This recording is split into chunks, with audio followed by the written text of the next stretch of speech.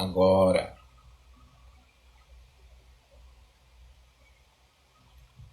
agora ela entrou.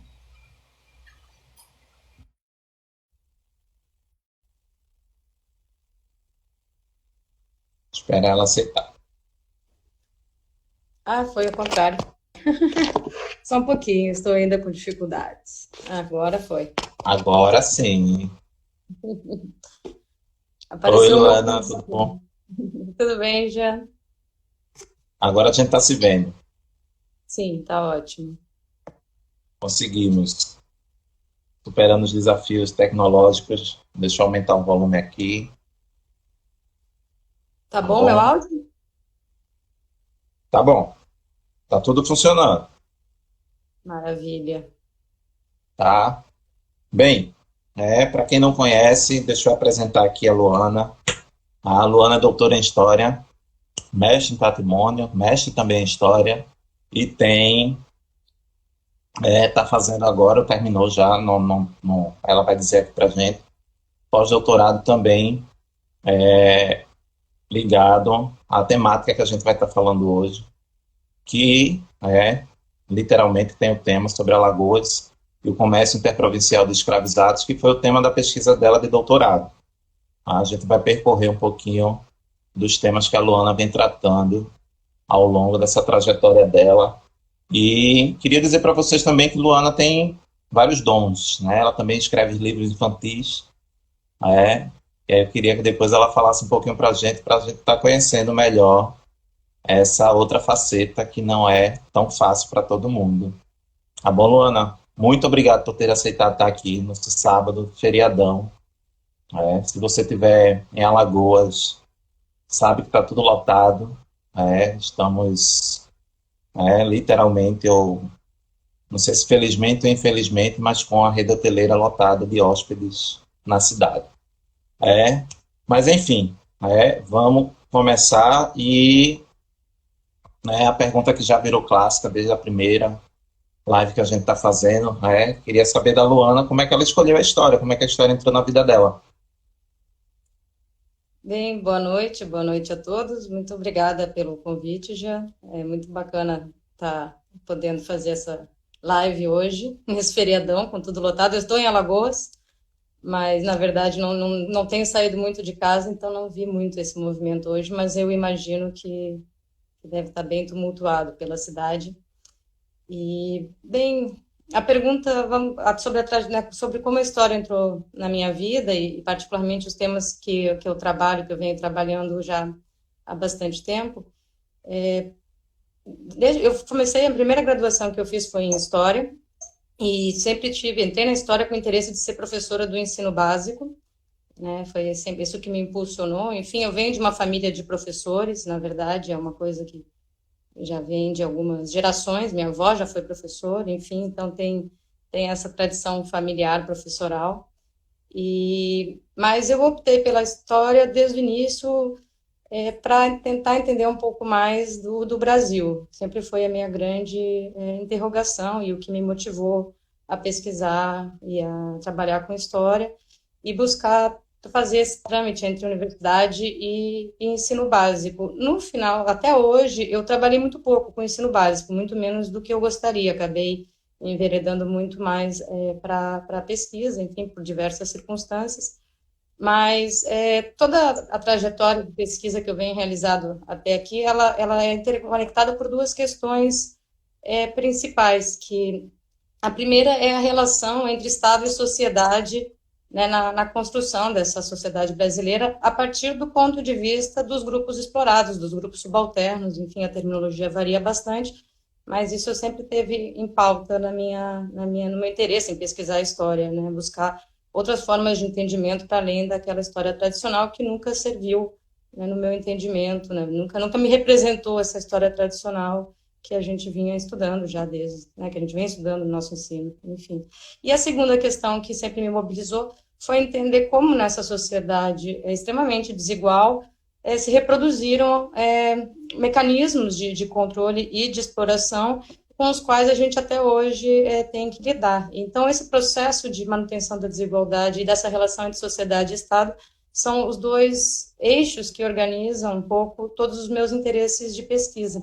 Se for olhar né, os temas que eu já pesquisei, eles até podem parecer que variam bastante, né? Eu tenho trabalhos sobre patrimônio cultural, sobre gaçabas de Palmeira dos Índios, sobre comércio provincial de escravos, sobre terra e trabalho, sobre pós-abolição, mas todos eles se articulam em torno desses dois interesses, e também, né, mesmo não tendo trabalhado muito em sala de aula no ensino básico, em formas de poder conseguir construir, né, produzir instrumentos de comunicar esse conhecimento produzido na academia para um público mais amplo, né, e aí buscando outras estratégias, e aí a questão dos livros infantis passa um pouco por essa perspectiva, por essa ânsia, na verdade, de buscar formas de comunicação desse conhecimento que a gente está produzindo dentro das universidades.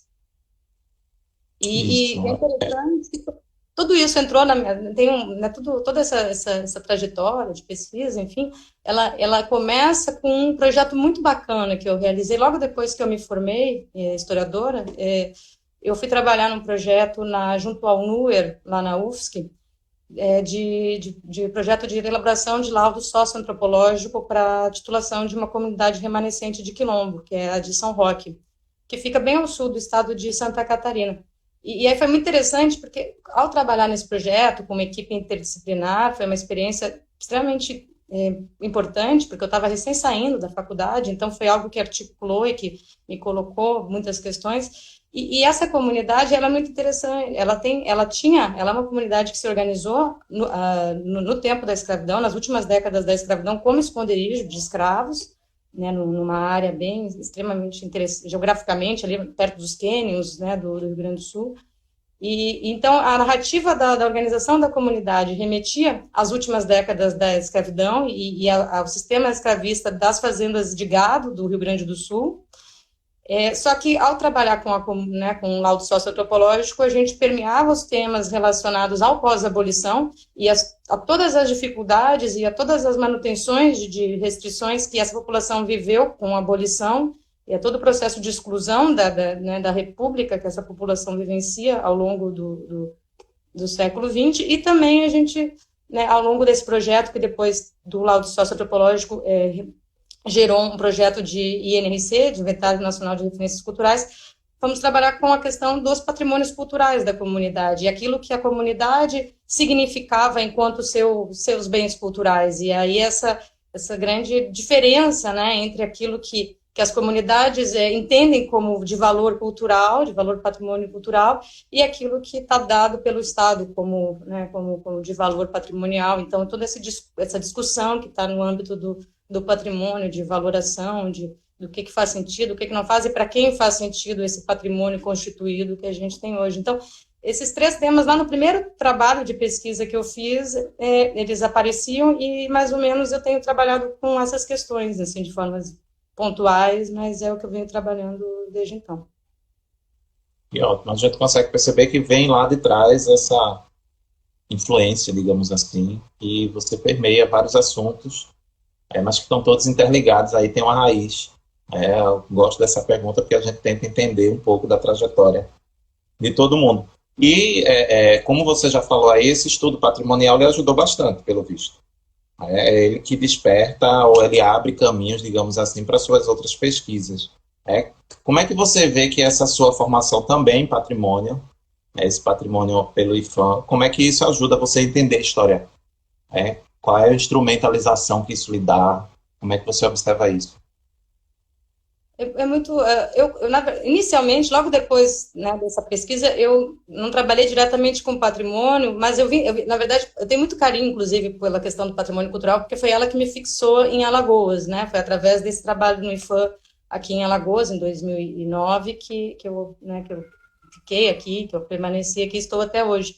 E um dos pontos assim, centrais da questão do patrimônio e do diálogo com a história é essa ideia da produção de narrativas, né? E de como essas narrativas elas são produzidas a partir de lugares de poder, e elas se solidificam como algo que diz interesse ao geral, à nação, e, na verdade, elas são discursos de determinados grupos.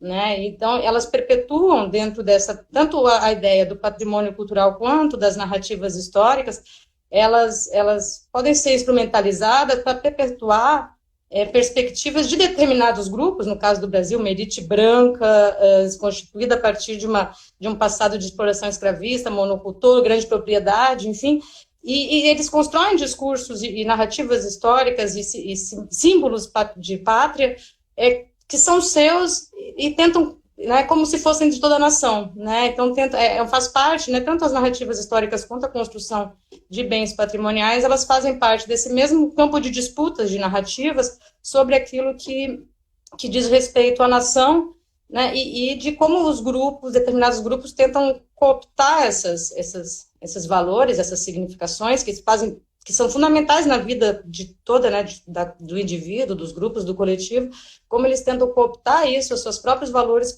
como se fossem de toda a nação. Então, acho que as duas, tanto a narrativa histórica quanto a construção de bens patrimoniais, eles passam por esse mesmo campo de disputas, e aí as relações são bem próximas, né?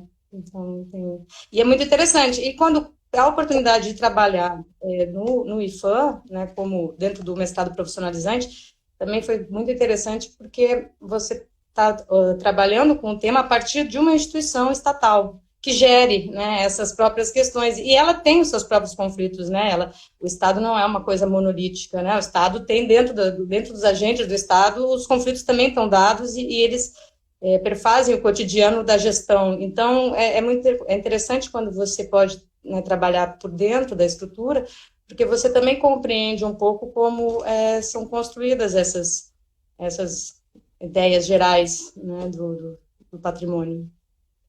Uma disputa, na verdade, né, de narrativas de quem está mandando, de quem está elegendo o que é patrimônio.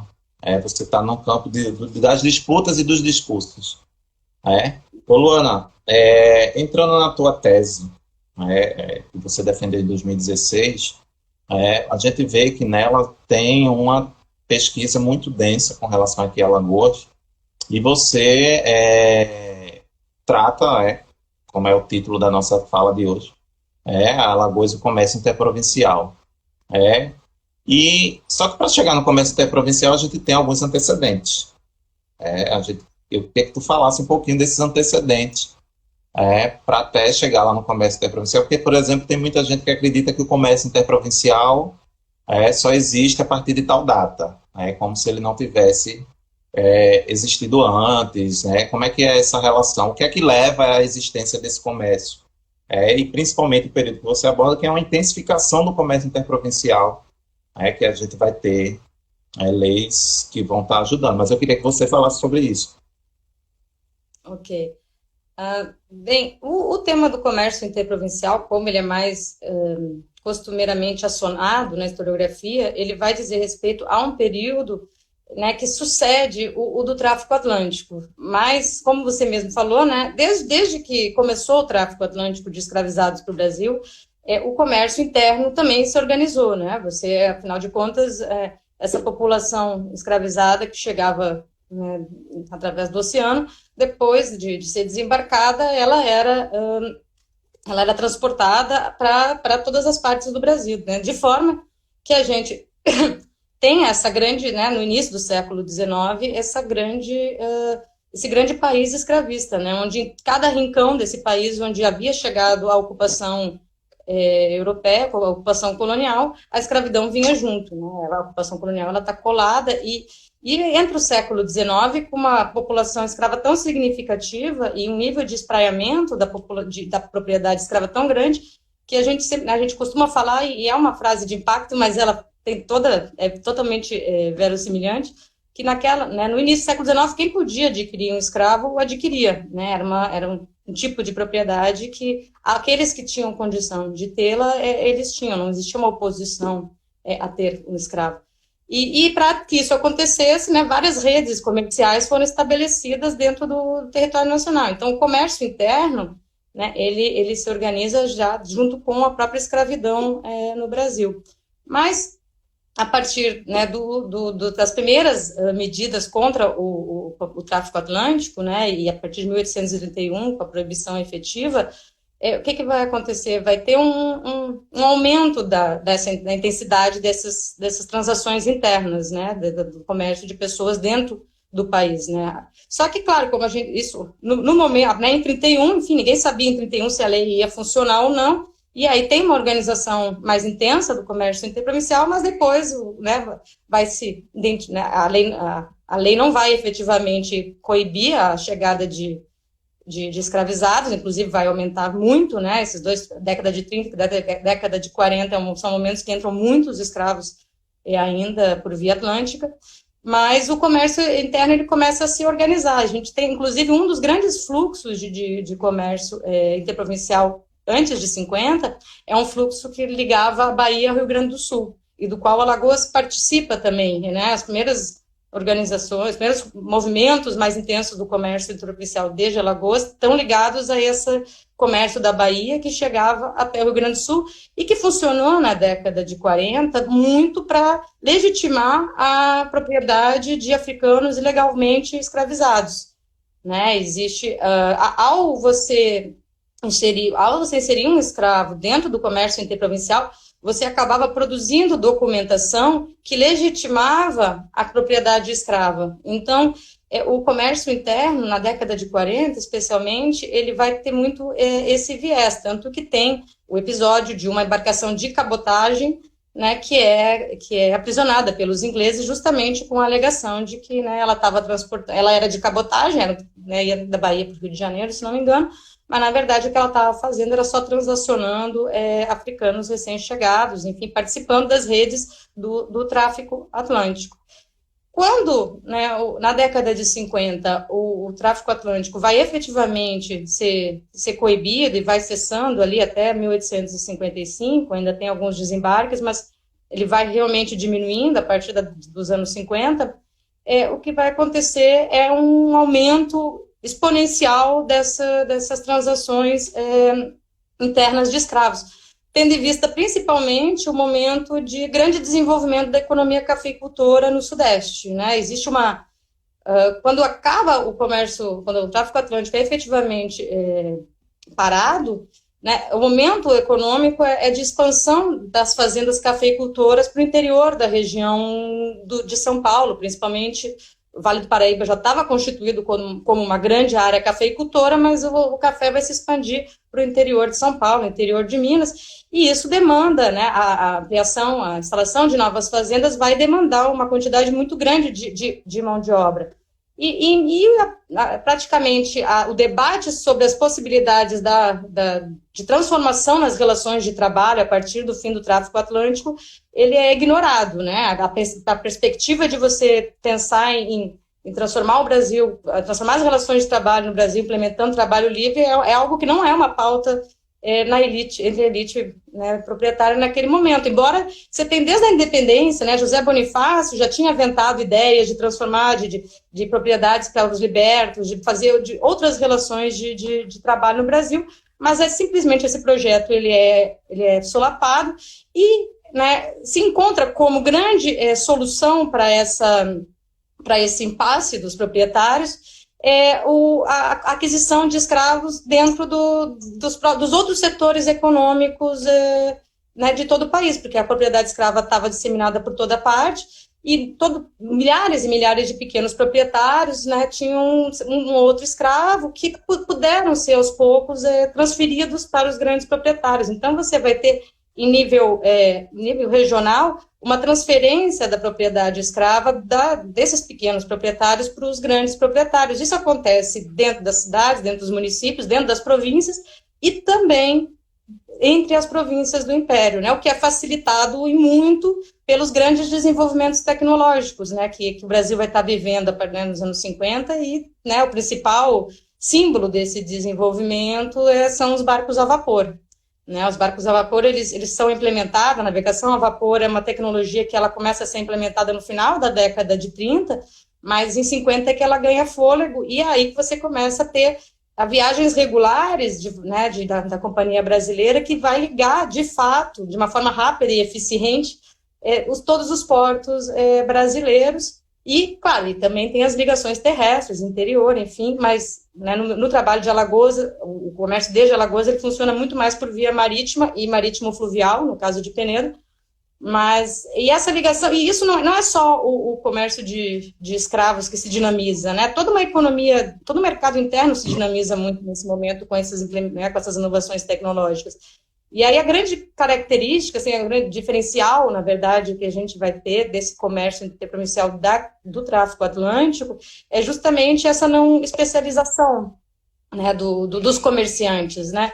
Você não tem esse comerciante de escravos, na verdade, ele é o capitalista que está fazendo todas essas transações de produtos, de gêneros entre as províncias do Império. E, junto a isso, ele inclui também a negociação de escravos, né? Então, esses escravos, eles estavam viajando junto com os passageiros, junto com açúcar, junto com café, eles não eram mais essa imagem do navio negreiro, mas sim dos portos cheios de gente escravizada sendo levada de um lado para o outro por força do comércio interprovincial. Mas do ponto de vista do comércio, né? Do ponto de vista das pessoas, né? Tem toda uma especificidade, porque essas pessoas que estão sendo comerciadas entre as províncias, e o Robert Lennes, ele calcula que são mais de 200 mil pessoas entre a década de 50 e o final da década de 70, né? É muita gente, né, se for pensar. E essas pessoas, a maior parte delas já são nascidas no Brasil. Elas já tinham, né, lá, elas nasceram, elas estavam constituídas mesmo apesar da escravidão, elas tinham conseguido construir estratégias de sobrevivência nessa condição de escravo, onde eram centrais as relações familiares, as relações de compadrio, as relações sociais, as relações fraternais. Então, o comércio interprovincial, ele vai, né, apesar do alento de não ter mais o tráfico atlântico, o comércio interprovincial passa a ser o grande terror dessa população, porque ele significava, né, você morar em Anadia e ser vendido para o Rio de Janeiro significava a ruptura completa, né, dos laços sociais, enfim, é um momento que dificilmente você veria os seus de novo, mesmo estando dentro do mesmo país. Então você tem, o comércio acaba se configurando como um grande medo da população escravizada nessas últimas décadas da escravidão, né, e aí tem alguns registros de cantigas de roda, de falas de escravo, que sempre perpassa esse medo da venda, né? Esse medo de ser vendido. Isso passa a ser um dos grandes instrumentos de domínio, inclusive, da classe senhorial sobre essa população. A ameaça de venda, né? Não se comporta, você vai ser vendido. E isso tinha um efeito tão poderoso quanto a ameaça da violência física propriamente dita. Então, e dependendo do escravizado, dependendo da região, a gente tem notícias para quanto mais longe ele for vendido, melhor. Eu não sei, não estou lembrado agora do autor, mas tem um dos viajantes do século XIX, ele fala até de um conselho de não se vender crioulos para vizinhos, porque os escravizados crioulos poderiam saber muitas coisas da casa e passar a informação para os outros. É uma especialização, uma dinâmica que vai ganhando novos moldes que a gente tem que estudar os detalhes. E aí, dentro desses detalhes, quais são as fontes que a gente vai encontrando notícias, além dos passaportes, que a gente sabe que já existiam, mas quais são os documentos que a gente consegue encontrar notícias desse comércio interprovincial? Como é que ele se configura disso? Qual foi, assim, as tuas dificuldades, né? Falar um pouquinho delas aqui, para conseguir achar esses documentos.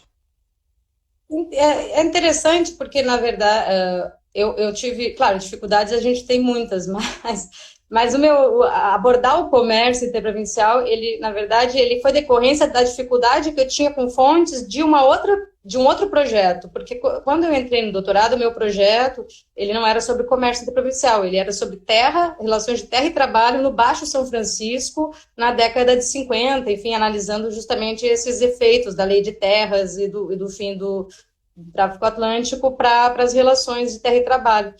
E ao pesquisar, eu pesquisava o Baixo São Francisco, então eu pesquisava em Sergipe e em Alagoas. E ao passo que os arquivos em Sergipe estavam bastante disponíveis naquele momento, os arquivos de Alagoas, o APA estava fechado quando eu fiz o projeto, foi no momento de transição do APA, né? Então, e a documentação de Penedo, que é uma documentação que eu tive notícia antes de apresentar o projeto e a qual eu buscava acessar, também ela existia, mas o acesso a ela sempre foi muito complicado. E o tempo foi passando e eu não conseguia ter acesso à documentação, especialmente de processos crimes, que era onde eu ia buscar essas questões das relações de terra e trabalho. E na medida que o APA abriu, ele abriu final de 2012, 2013, né, eu acho. Assim que ele abriu, eu comecei a pesquisa no APA e direcionei para a documentação relacionada à documentação policial, né? Porque como eu buscava os processos crimes, mas eu não tinha acesso aos processos crimes, então vamos ver se na documentação policial eu consigo encontrar vestígios desses processos e me ajudar um pouco com aquele problema que estava colocado.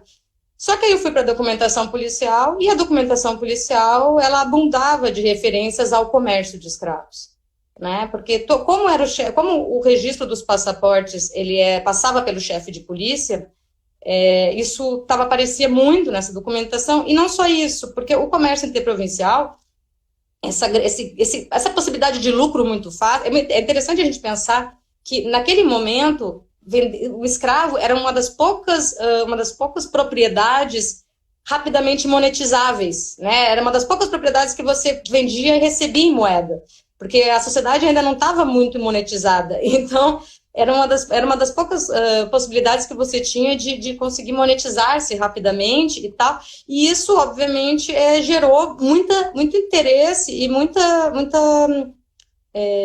não é especulação, mas muita gente começou a agir de má fé no comércio de escravos, e aí começou o processo de escravização ilegal de neto. A gente tem a revolta dos maribondos no início da década de 50, e não é à toa que está ligado, né, que é nesse momento, porque começa-se, pessoas que estão desenraizadas socialmente e que são negras, elas começam a ser um alvo da escravização ilegal. Né? E a gente tem vários e vários registros de pessoas livres ou libertas sendo escravizadas ilegalmente para serem vendidas, né? E sendo vendidas de fato, e depois de serem vendidas, a possibilidade de provar que eram livres era uma coisa muito remota. Então, isso perpassa também a documentação policial do período, né? Todos esses casos de escravização ilegal. E também, né, outra fonte que ajuda bastante a entender esse comércio é o fato de que, tão logo ele começou a aumentar de volume, foram implementados os impostos sobre exportação de escravos. Né? Já na década de 40, né, a cada escravo que saía de Alagoas para ser vendido para fora da província tinha que pagar uma taxa específica de exportação. E na década de 50, esse imposto ele vai subir muito, a ponto que ele chega a valer 20% do valor do escravo. E esse imposto, que num primeiro momento ele foi implementado com a ideia de reprimir esse comércio, porque existia entre as classes dominantes e políticas uma perspectiva de que com esse comércio interprovincial ia acabar sugando, né, toda a mão de obra escravizada do Nordeste e de outras regiões do Brasil ia acabar desaparecendo, porque ia ser toda vendida para São Paulo. Essa implementação do imposto visava, na verdade, coibir essa saída de escravos para garantir, né, que os senhores locais poderiam continuar tendo acesso à propriedade escrava. Só que acontece que ela não só não conseguiu proibir, como se tornou uma grande fonte de receita para a província.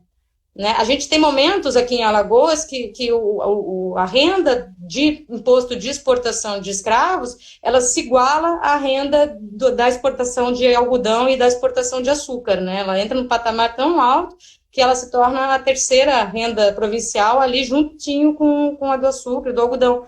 Então, esse interesse financeiro da província fez com que a fiscalização sobre o imposto de exportação e, consequentemente, sobre o comércio fosse muito intensa. Então, a gente tem muita documentação fiscal também, muita fonte relacionada à documentação fiscal que permite mapear um pouco esse comércio, né? Então, você tem fontes relacionadas à polícia, você tem fontes relacionadas à alfândega, você tem fontes relacionadas à movimentação das casas comerciais. A gente eu não trabalhei, eu não encontrei muitas fontes de casas comerciais, mas tem pesquisadores trabalhando com comércio em outras províncias que tem, na Bahia especialmente, tem os registros das casas comerciais, onde toda essa movimentação está bem mapeada.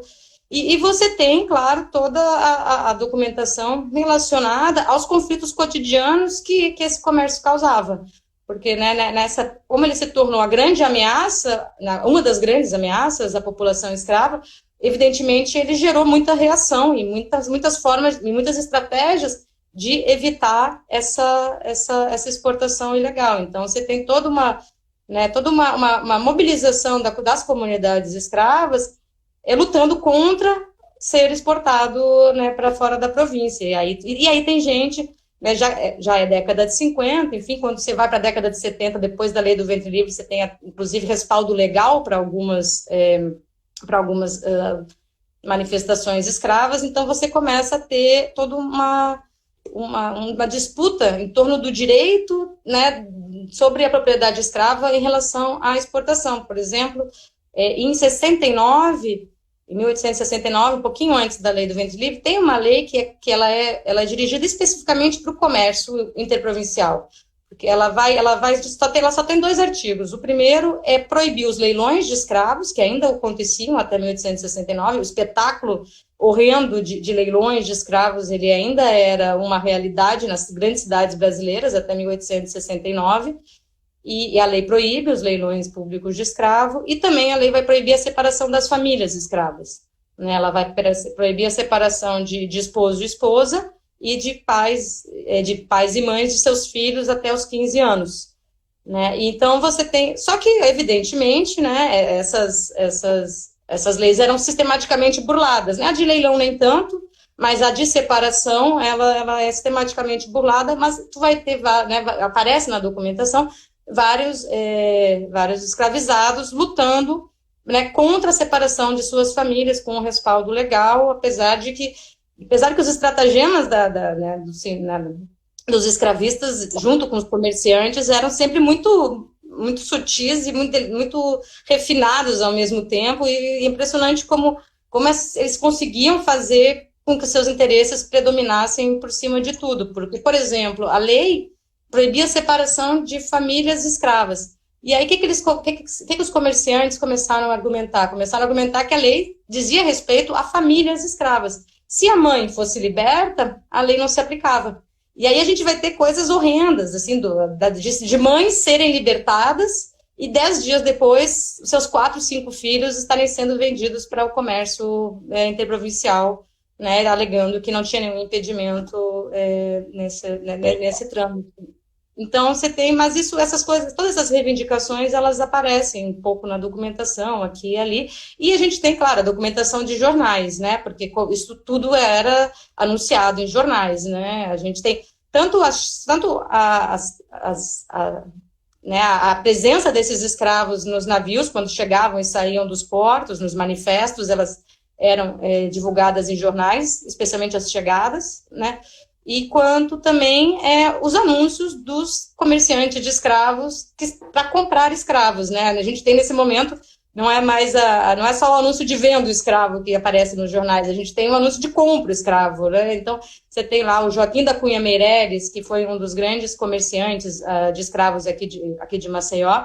Ele atuou por 2 décadas no comércio de escravos aqui em Maceió, e volta e meia você encontra nas páginas de jornais, né, Joaquim da Cunha Meireles compra escravos entre 15 e 30 anos, geralmente de ambos os sexos, para vender para outra província, paga-se na hora, enfim, e aí você tem todos os jornais documentando essa movimentação. Então, são várias as fontes, e aí você tem também toda a discussão parlamentar. Em termos de fontes, por isso que eu falei, em termos de fontes, não é um problema, né, você tem muita fonte, assim, porque foi um problema nacional, foi um problema que costurou e que foi fundamental para entender essas últimas décadas da escravidão e o próprio processo de abolição da escravidão no país, né, perpassa o comércio interprovincial. E né, toda essa discussão, porque na medida que a população escrava, em grande quantidade, começou a se concentrar no Sudeste, gerou entre as classes senhoriais uma preocupação de um desequilíbrio entre as províncias em relação ao compromisso com a propriedade escrava. E eles estavam falando isso, por quê? Eles estavam falando isso porque eles estavam sabendo, estavam de olho no contexto dos Estados Unidos da Guerra de Secessão. Né? Esse desequilíbrio entre uma parte da nação escravista e uma parte da nação não escravista tinha gerado uma guerra civil nos Estados Unidos. E isso, né, isso é uma informação que era plenamente conhecida aqui no Brasil. Então, a partir do final dos anos 60, né, essa discussão sobre a concentração dos escravos em uma região do país começou a ser colocada no âmbito político, com medo de que o mesmo fosse acontecer no Brasil, e que era necessário se criar medidas para que isso cessasse, tanto que isso efetivamente foi cessar, né? O comércio interprovincial, ele é interrompido, né, no início dos anos 80, não por força de uma legislação específica, mas por força do aumento do imposto que as províncias compradoras colocaram sobre os escravos que chegavam, né? O valor do imposto equivalia ao valor do escravo, e isso tornou todo o comércio inviável. E na lei dos sexagenários, em 85, aí ele vai ser efetivamente proibido, né? Além de libertar os sexagenários, em 85, você também proíbe que se matricule escravo em outro município. Então, você acaba realmente interrompendo esse fluxo, mas aí você já está no ocaso da escravidão e, né, a gente já está no momento. Mas, então, esse debate do comércio interprovincial, ele perpassa todo esse debate sobre o fim da escravidão no Brasil e além, né? Ele vai... Porque você tem as últimas décadas da escravidão no Brasil, do ponto de vista das comunidades escravas, uma completa desestruturação familiar provocada pelo comércio interprovincial, né? São mais de 200 mil pessoas, pais, mães, filhos, irmãos, tios, avós, que são deslocados ou que veem seus entes serem deslocados. E quando você chega, né, à abolição definitiva, em 88, você tem uma dispersão da população escrava com laços por todo o Brasil. E aí você vai ter né, essa é uma das investigações que eu estou levando a cabo agora atualmente, né, esperando os arquivos reabrirem para poder me embrenhar nela com mais atenção, mas é justamente esse movimento de tentativa de reencontro dessas pessoas depois da abolição, né? E porque provavelmente muitas delas não conseguiram, não tiveram, enfim, por mil razões, não fizeram esse movimento, mas a gente tem, né, a gente tem na documentação vários indícios de vários outros que tentaram retornar à sua terra natal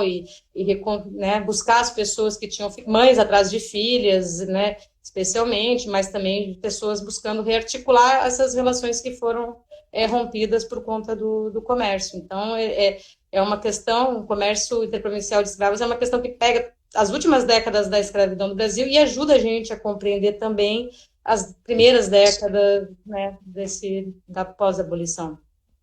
É bem interessante isso, Luana. E eu fiquei pensando, você fala que tem dados que apontam para 200 mil o trânsito de pessoas sendo levadas. E qual seria o papel de Alagoas dentro desse quantitativo? De um modo geral. E pensando de região, porque Penedo é o Rio São Francisco. Seria uma navegação, a gente sabe que Penedo tem ligação direta a partir de certo momento com a Europa, de tão importante que passa a ser a cidade. E você coloca no seu texto, na sua tese, que ele também foi um canal por onde saíram muitos escravizados rumo ao comércio interprovincial. Então, qual seria também a diferença entre Penedo e Maceió, dentro dessa perspectiva? Isso é um dos pontos, o tempo passa rápido, né, quando a gente fala da pesquisa, mas muito, eu comecei, né, inclusive, como eu estava falando, eu comecei minha pesquisa sobre comércio interprovincial do Porto de Penedo, né, do Penedo, foi de lá que eu comecei a ver, depois que eu expandi a pesquisa, né, as fontes me trouxeram para Maceió, mas existiam, né, não só em relação ao comércio interprovincial, mas em relação a Alagoas como província, né, no segundo reinado, é importante que a gente tenha essa apreensão de como o Porto de Penedo ele era importante economicamente na dinâmica da província de Alagoas, né? não só porque ele ligava, através do Baixo São Francisco, ao sertão pernambucano, né? A comunicação de Recife com o sertão pernambucano, ela acontecia em grande medida pelo Baixo São Francisco, né? E tocando no Porto de Penedo necessariamente. Mas não apenas isso, mas também ao longo, né? A partir dos anos 50, existe uma perspectiva de integração do interior brasileiro através do Baixo São Francisco, e há muito investimento em comunicação e em transporte na região. Né? Penedo, dos anos 50 até o final do século XIX, vive um momento de grande efervescência econômica e social, porque existem projetos de integração nacional que perpassavam pelo Baixo São Francisco. Esses projetos, no final, eles acabam não indo adiante, porque as ferrovias, né, são mais bem-sucedidas e ele é abandonado, mas na década de 50, 60, 70, 80, 90, né, ali fervilhavam, né, e investidores iam para lá, e tinha toda uma dinâmica, a cidade de Penedo em si tinha uma dinâmica de cidade muito intensa. E aí, o que aconteceu? Em termos de província, você tinha uma dinâmica de Maceió relacionada diretamente à área da Zona da Mata e à produção canavieira da Zona da Mata. Então, Maceió centralizava muito, inclusive, essas elites, né, de engenho, dos senhores de engenho, elas estavam aqui em Maceió e estavam ocupando os cargos de poder político também. Mas você tinha todo um grupo econômico baseado especialmente no comércio, que estava ascendendo, né, investindo na cidade de Penedo, investindo inclusive em indústria, investindo em comércio, transporte, que provocou uma grande dinâmica comercial, e nesse contexto do comércio interprovincial, percebeu como podia, interior adentro do São Francisco, servir como intermediário da compra de escravos do interior de Alagoas, do interior de Pernambuco, para vendê-los no Centro-Sul. Então, você tem, dentro dos números do comércio desde Alagoas, né, se estima mais ou menos que 40% dos escravos que foram exportados desde Alagoas saíram de Penedo, né, né, os outros 60% de Maceió. Claro, tem alguns de portos menores, mas basicamente 60% teria saído de Maceió e 40% de Penedo. E em termos de número, né, eu calculo, a partir dos dados sobre o imposto de exportação, ou seja, sobre o comércio legal, né, aquele que pagou o imposto de fato, né, eu construí uma tabela na tese que calcula em 6.410 escravos que saíram entre a década de 40 e 80, né, legalmente de Alagoas.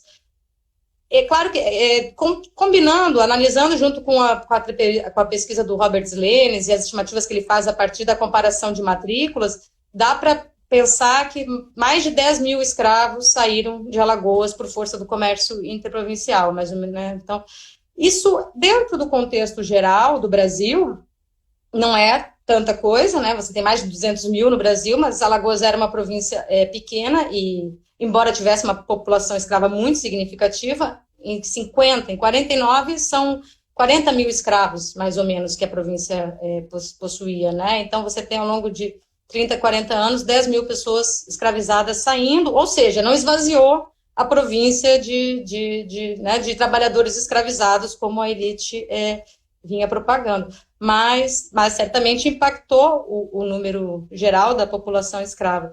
Mas por que não esvaziou, né? Qual é a questão principal para a gente entender por que Alagoas, apesar de ter entrado no comércio, ainda conseguiu manter muito dessa população de trabalhadores escravizados? Porque os setores da monocultura canavieira aqui, os senhores de engenho, eles conseguiam competir com esse comércio interprovincial, especialmente nos momentos de melhora do preço do açúcar. Né? O Robert Slenes, ele trabalha com uma hipótese que é muito interessante, com a qual eu concordo, que o comércio interprovincial do Brasil ele não funcionava a partir simplesmente da demanda do Sudeste para comprar escravos. Na verdade, ele trabalha com a ideia de que existiam dois mercados, o do Nordeste e o do Sudeste. E esse mercado do Nordeste, ele tinha né, os grandes proprietários, eles tinham capacidade de segurar esses escravos, né, e de comprar do pequeno proprietário e segurar esses escravos dentro das suas regiões. Inclusive, eles foram comprando das regiões interioranas, enfim, vai ter isso faz a gente pensar que nas últimas décadas da escravidão, mesmo dentro da província de Alagoas, vai ter uma concentração de escravos na Zona da Mata, né? A ideia de cada vez menos vai ter escravos no sertão e no agreste, cada vez mais eles vão estar concentrados na mão de poucos proprietários, o que, né, leva àquela hipótese da quebra do consenso sobre a escravidão, né? Com cada vez menos pessoas tendo escravos, cada vez menos pessoas estão comprometidas com a escravidão. Então, você vai tendo uma quebra do consenso da escravidão também dentro da própria província. Mas o que fez, né? Alagoas, então, ela participa do comércio interprovincial de uma forma bastante intensa, mas ela não vende todos os seus, ela tem uma capacidade, né, os grandes proprietários têm capacidade de manter essa mão de obra aqui na província, e aí você vai, quando acaba a escravidão, de fato, em 88, ainda tem muita população escravizada aqui em Alagoas, e isso, né, é um dado importante para a gente estar pensando também sobre esse processo de abolição aqui na província. Porque muita gente pensa que por conta do comércio interprovincial, o que acontece é literalmente uma debandada de escravizados que são levados do Nordeste para o Sudeste. E não é isso, né? Seu texto mostra isso. Alagoas é um desses cenários, Pernambuco também vão ter grandes proprietários que vão continuar tendo escravizados. Então é bom a gente estar entendendo isso pela peculiaridade que representa.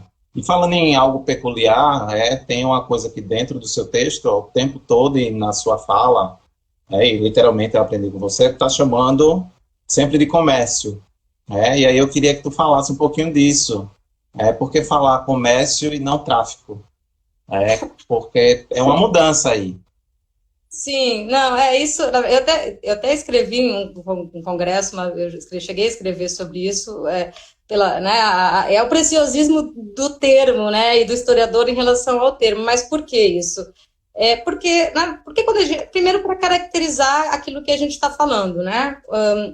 Quando a gente fala, a própria ideia de tráfico, ela se consolida como algo legal pelo próprio processo do tráfico transatlântico ilegal brasileiro, né? Ela não era uma palavra que significava ilegalidade no final né? Ela passa a se constituir como uma palavra que significa ilegalidade.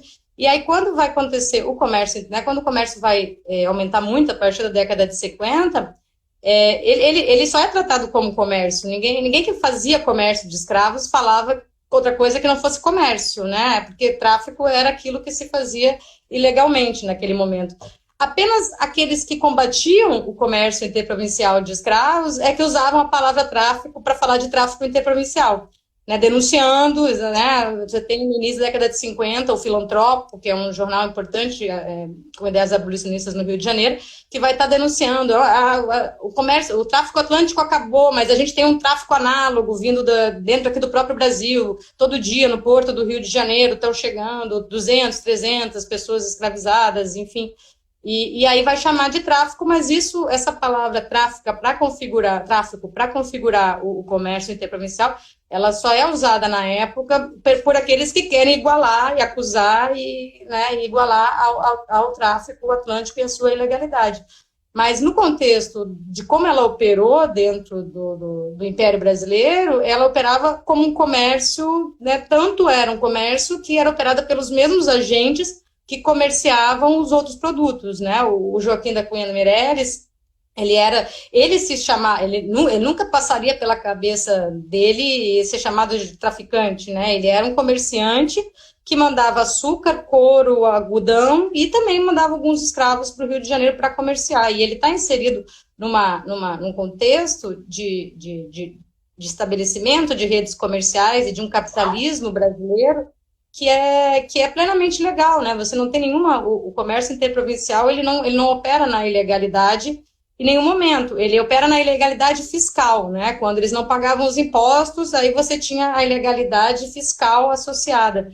Mas dentro da ideia de comerciar gente, né, ela operava plenamente dentro da legalidade. Então, é só para pontuar, né, eu faço questão de falar comércio, para pontuar o quanto, né, está ali na década de 50, 60, 70, as pessoas estão sendo transacionadas das formas mais desumanas possíveis, mas isso está tudo dentro da lei. Né? Você tem, mesmo depois de 20 anos lutando para o fim do tráfico, mesmo com todas as campanhas que mobilizaram, né, vários setores da sociedade para acabar com os horrores do infame comércio, aí você acaba com os horrores do infame comércio e estabelece dentro dos portos nacionais relações comerciais totalmente legítimas de transacionamento de gente, né? Então é um pouco para deixar isso mais evidente e para usar o termo de época, né? São esses dois parâmetros assim que me fazem usar comércio interprovincial e não tráfico, né? Mas ele é bem usado na historiografia, em geral se usa bastante tráfico. Aí também são opções do historiador. Também não vejo, não é um erro, né? Digamos, usar tráfico, né? Mas é só uma opção. Mas é interessante você trazer isso porque mostra que para a época, né, é uma disputa de narrativa também.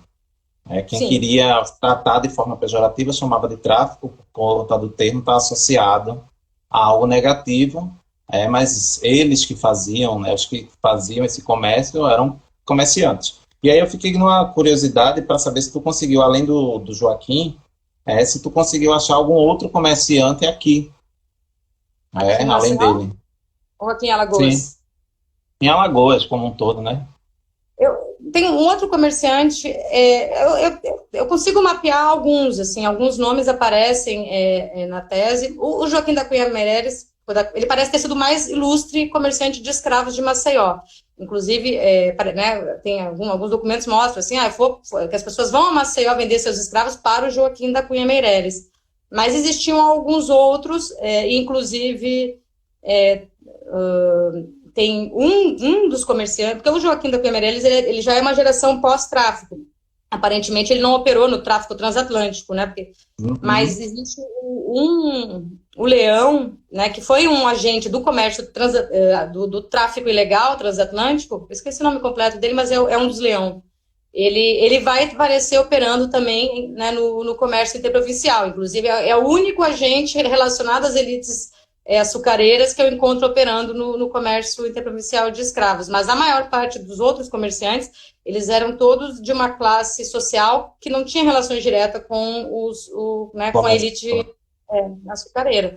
E lá em Penedo, também dá para identificar um grupo de comerciantes que estão operando no comércio interprovincial, e aí lá eu destaco a atuação do José Maria Gonçalves Pereira, que foi um português que chegou na região do Baixo São Francisco para se instalar lá e desenvolver economicamente. Ele se instala em Propriá, monta uma fábrica de descaroçar algodão em Propriá, essa fábrica pega fogo, enfim. Depois ele vai para o Penedo, e aí no Penedo ele se instala no início da década de 70 e se torna o grande comerciante de escravos do Baixo São Francisco durante a década de 70.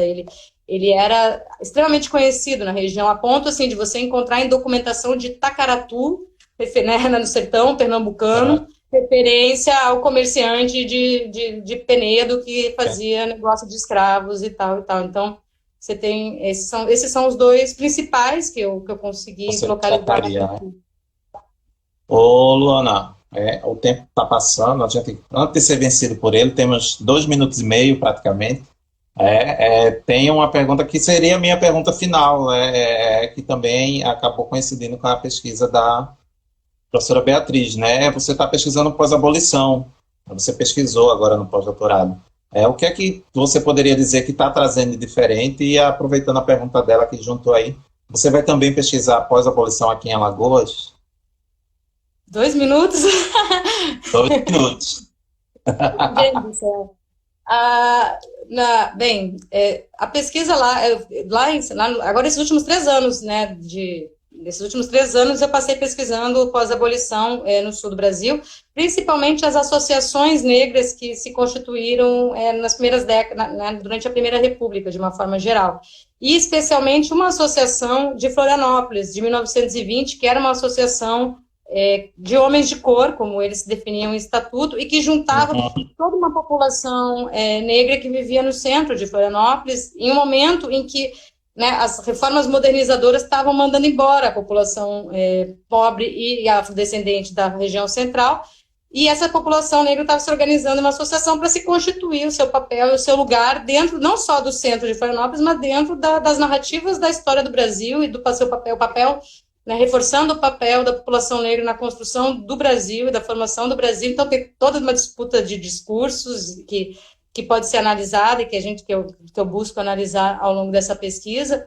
E trabalho com algumas, né, com um pouco de trajetórias de algumas pessoas, especialmente do Trajano Margarida, que foi um poeta, que foi presidente dessa associação, enfim, e que tinha uma obra poética dispersa, depois que ele publicou folhetos em vida, publicou nos jornais, mas depois que ele morreu, nunca mais tinha sido publicado. Luana, a gente vai cair daqui a pouco, mas a gente volta. Apareceu o aviso aqui. Então vocês que estão aí assistindo, não sumam. É só o tempo de salvar a live e eu volto com a live para a Luana terminar de responder com calma, tá bom? Você estava falando das associações de homens de cor, como eles se intitulavam no início do século XX, e estava explicando o que é que você encontrou deles, certo? Isso. Então, e aí a pesquisa, ela incluiu um levantamento geral, né, de todas essas associações na região sul. Inclusive tem um site, para quem tiver interesse, afrosul.com.br, deixa eu ver aqui, afrosul.com.br, onde todas as pesquisas que resultaram desse projeto, porque essa pesquisa foi realizada dentro de um projeto mais amplo, que envolveu diversos pesquisadores, a professora Beatriz Mamigonian, Joseli Medonça, a professora Ana Beatriz Lohner, que faleceu, infelizmente, ao longo, um pouco antes da implementação, do início da pesquisa, mas que participou e é fundamental, né, nesse tema lá no sul do Brasil. Todos os resultados da pesquisa estão reunidos no AfroSul. Eu busquei, né, ao longo desses 3 anos, além de mapear essas associações na região sul do Brasil, pesquisar o contexto específico de Florianópolis, né? E aí, no contexto específico de Florianópolis, se destaca o Centro Cívico e Recreativo José Boatê, que depois ele é renomeado para Cruz de Souza. Em Florianópolis é muito interessante, porque lá, através do centro, se constitui um espaço de afirmação pública, né, da questão da população negra e da importância do negro na história do Brasil por parte dos seus membros. E aí isso está documentado, porque os discursos apareciam nos jornais, e o centro ele se tornou tão importante em determinado momento que ele conseguiu propagar para que as autoridades públicas do Estado, inclusive o governador do Estado, se manifestasse em relação às questões raciais, no sentido de combater o racismo, de combater as ideias raciais e defender, né, a igualdade e os direitos, enfim, você tem um contexto extremamente interessante de luta e mobilização da população negra na década de 20 em Florianópolis, que perpassa a criação, né, esses espaços associativos, e essas pessoas, como o Trajano Margarida, que foi presidente dessa associação, mas também que se articulava com blocos carnavalescos, que se articulava com associações literárias, que estava presente em vários campos da vida sociocultural, mas que em todos os campos em qual ele estava tentando atuar, ele sempre, reiteradamente, lidava com a questão do racismo e com a questão, né, da exclusão dos espaços instituídos pelas elites brancas. E aí a gente tem que lembrar que é o sul do Brasil, e tem toda a questão da imigração colocada, toda a questão, né, das populações que estão, né, naquele momento, que estão chegando, né, pouco antes ali, naquele momento, e todo um discurso constituído sobre o sul do Brasil, né, até hoje, né, a gente tem esse discurso constituído sobre, né, como é europeu e branco o sul do Brasil, e, na verdade, né, isso é tudo um grande processo de silenciamento e invisibilização dessa população negra, que estava lá na década de 20 já lutando para ser visibilizada, para se constituir espaços sociais e para participar desse projeto de construção de uma república né, cidadã e democrática que estava colocado, enfim, e do qual eles se viam sistematicamente excluídos pela ascensão da discriminação racial. E o Trajano, a gente conseguiu, nesse projeto lá, foi possível reunir muito do que ele escreveu e foi publicado nos jornais e livretos que ele fazia, e reunir isso numa obra, né, e publicar hoje, né, ano passado, em 2019, saiu a publicação do Trajano Margarida, Poeta do Povo, que reúne a obra do Trajano. É uma das grandes alegrias que eu tenho como pesquisadora nesses últimos tempos, é ter podido construir, junto com né, meus colegas lá em Santa Catarina, a viabilização desse livro também, e tem uma editora que está se constituindo lá em Florianópolis, que é a Cruz de Souza, que também tem esse viés editorial de publicação de autores negros de Santa Catarina, enfim. Então, a gente conseguiu juntar o projeto editorial com o projeto acadêmico e viabilizar a publicação da obra reunida, né? Não é a obra completa, porque certamente tem muita coisa do Trajano ainda espalhada por aí, mas foi possível, pelo menos, reunir e republicar. E o Trajano, ele falava de mil coisas, né? Ele falava de amor, ele falava de história, mas ele falava muito, ele tinha muito olhar sobre o cotidiano da cidade, né? Né? E sobre os excluídos, e sobre os leprosos, e sobre as mães solteiras. Então, é um olhar, né, poético, literário, muito, muito acurado sobre sobre o cotidiano dessa população na cidade de Florianópolis, na década de 20, né, que é muito, muito precioso, na verdade. E a segunda parte da pergunta, né, era como é que, aqui em Alagoas, né, se eu pretendo... justamente, a minha perspectiva de trabalhar aqui em Alagoas, com pós-abolição, vai para o lado dessa perspectiva, né, junta com o projeto de doutorado, né, e com a questão do comércio de escravos, justamente tentando perceber, no imediato, a abolição, essa busca pelos seus entes, pelas suas reconstituições de família, pelo como que, né, nesse processo de buscar, de retorno, né, vai tá acontecendo aqui, porque aqui em Alagoas a gente tem muito interessante, porque a gente trabalha com duas regiões do Brasil distintas, e aí a gente consegue pontuar diferenças que ajudam a gente a pensar também, né? Ao contrário de Santa Catarina, aqui em Alagoas você tem a questão da religião africana muito presente desde muito antes do pós-abolição, e a organização social a partir do viés da religião, né? E isso é muito presente, tanto que a gente tem o quebra em 12, enfim, né? Você tem... E lá em Santa Catarina você não tem essa movimentação em torno da religião, ela, pelo menos os documentos não a revelam, né? Essa movimentação ela se dá mais por essa questão mais da poesia, né? do meio cultural. Então você tem vieses diferenciados, mas tem notícias de associações negras no pós-abolição aqui em Alagoas, né? São notícias um pouco ainda muito, muito pontuais, mas também seria bem interessante se isso pudesse começar a ser investigado também, e a gente conseguisse estar encontrando, né, e comparando com o que estava acontecendo, né, no sul do Brasil e no sudeste, onde esse movimento associativo de associações exclusivamente negras é muito forte, né, São Paulo, Porto Alegre, você tem, né, a Ana Paula, ela comentou na live que ela fez, né, você tem, né, toda a questão da imprensa negra se articulando no pós-abolição e publicando jornais, enfim, e essas questões, a gente coloca aqui para Alagoas, eu acho que elas têm potencial de revelar toda uma série de relações e de sociabilidades e de problemáticas que ainda não estão sendo abordadas pela nossa historiografia, e que seria um belo caminho, assim, de seguir, mas enfim, são pesquisas e pesquisas que estão abertas para os investigadores, para os historiadores, para quem está se formando, para quem está buscando fazer pesquisa. Eu acho que temos um campo bem, bem rico e tem um diálogo nacional muito intenso sobre isso. Então, é algo que dá para pesquisar o local, mas dialogar com o nacional e buscar pensar esse processo atual, né? Todo esse processo do século XX que descamba nas nossas questões atuais, que estão aí, né? Batendo na nossa boca. Luana, para você falando aí, me veio uma outra questão antes da gente encerrar em definitivo de vez.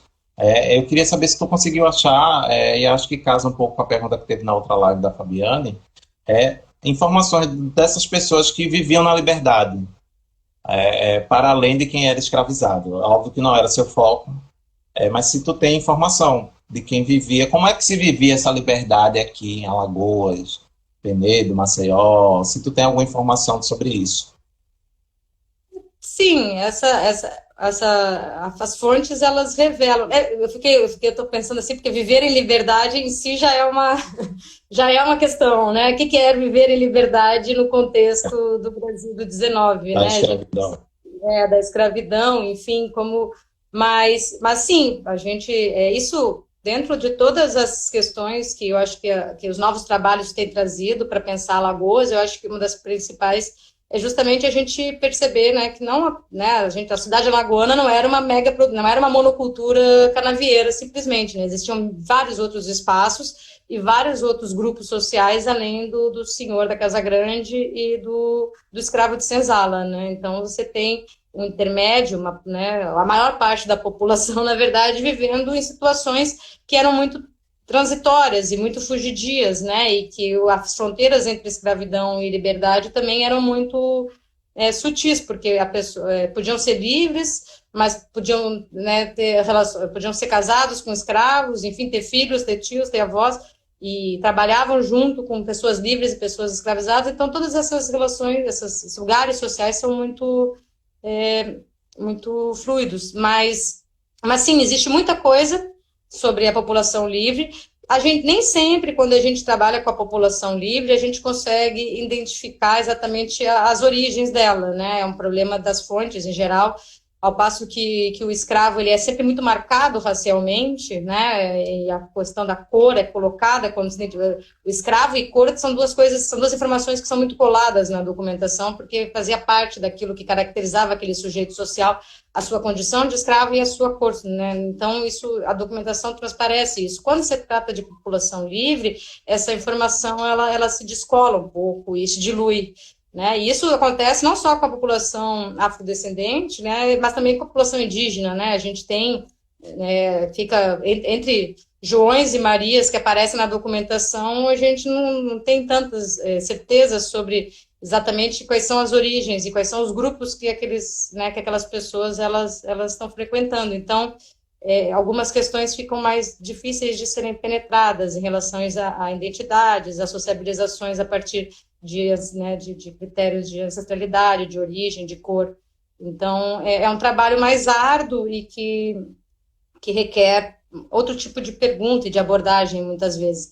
Mas a documentação sobre o trabalhador, se a gente pensar na perspectiva do trabalhador, de abordar o trabalhador, a gente tem muita documentação sobre a sociedade alagoana do 19, né? E aí a gente tem mil e uma, né? A gente tem todo o universo de trabalho urbano que é uma historiografia super, né, super rica no Brasil e que a gente ainda não tem tantos trabalhos. A gente tem, claro, temos já algumas pesquisas sendo feitas, mas não são ainda tão amplas. A gente tem pesquisas sobre os trabalhadores portuários para serem feitas, a gente tem pesquisas sobre essas fazendas de gado e de couro para serem feitas, sobre essas fazendas de policultura da região do Agreste, sobre toda a produção do algodão, a historiografia sobre o algodão na província de Alagoas, ela ainda...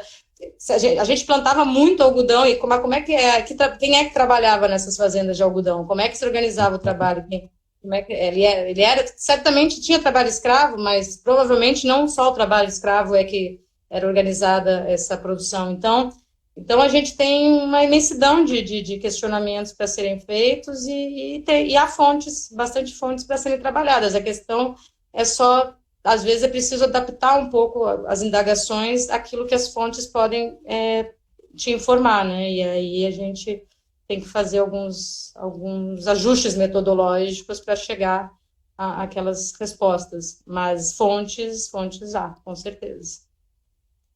O que fazer tem, né? O que fazer tem, nossa. A gente tem, por mais que, enfim, mil dificuldades em relação a acervos existam, né? E obviamente existem, mas houve uma preservação de documentação relacionada especialmente ao Poder Executivo muito importante aqui em Alagoas, né? A documentação do APA, ela é uma documentação, ela não é todo o estado que dispõe do tipo de documento que o APA que está preservado no APA. Lá em Santa Catarina, por exemplo, a gente não tem esses fundos todos do Poder Executivo no 19, que a gente tem aqui no APA. Então, tem muita coisa para ser. Tem esses fundos do judiciário, que as fontes estão preservadas, mas não estão com acesso, e quando tem acesso é sempre muito complexo, então existe, né? Mas que a gente tem que estar batalhando também para a disponibilização desses acervos, da organização desses arquivos, é todo um processo também de luta, né, cotidiana, né, para que esses arquivos possam ser disponibilizados para pesquisa. Então, mas a gente tem bastante coisa. Cartoriais é que não tem tantas, mas não é por falta de fontes que não se faz pesquisa, certamente. Ou estão guardadas, né? Não sabemos ainda. Mas, enfim.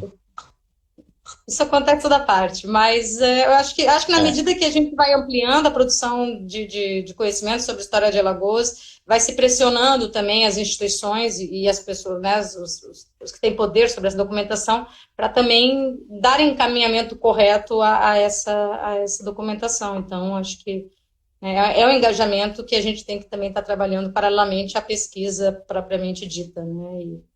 E é algo que... Bem, vamos encerrar, senão a gente vai em frente e come mais 1 hora de live. Seria uma dobradinha.